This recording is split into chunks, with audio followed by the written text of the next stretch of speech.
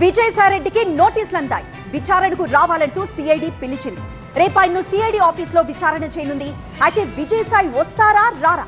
ఆయన తదుపరి కార్యాచరణ ఏంటి? మాజీ ఎంపీ విజయసాయిరెడ్డికి మంగళగిరి సిఐడి పోలీసులు నోటీసులు జారీ చేశారు. ఈ నెల 12 అంటే రేపు విచారణకు రావాలని ఆదేశించారు. కాకినాడ పోర్టు వాటాల బదిలీ విషయంలో విజయసాయిరెడ్డిపై కేసు నమోదైంది. తన నుంచి అక్రమంగా పోర్టు వాటాలను బదిలీ చేయించుకున్నారని విజయసాయిరెడ్డిపై కేవీరావు ఫిర్యాదు చేశారు. ఈ మేరకు విచారణకు రావాలంటూ సిఐడి అధికారులు నోటీసుల్లో పేర్కొన్నారు.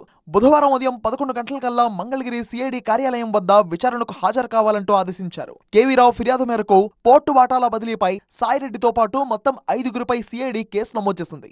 ఈ కేసులో A1గా విక్రాంత్ రెడ్డి, A2గా విజయసాయిరెడ్డి, A3గా శరత్ చంద్రారెడ్డి, A4 శ్రీధర్, A5గా అరవిందో రియాల్టీ ఇన్ఫ్రా ఉన్నారు.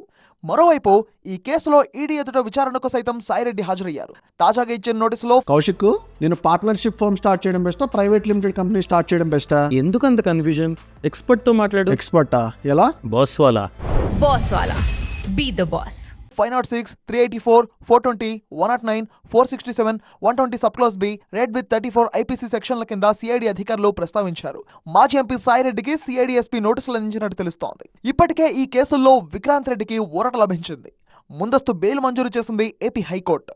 అయితే సిఐడి ఎలాంటి ప్రశ్నలు వేస్తుంది అనే ఆసక్తి నెలకొంది. ఇప్పటికే ఈడీ ఎదుట ఆయన హాజరైన నేపథ్యంలో సిఐడి ఎలాంటి విచారణ చేపడుతుందనేది చూడాలి. అయితే వైసీపీ నుంచి ఇప్పటికే వైదొలిగారు విజయసాయిరెడ్డి.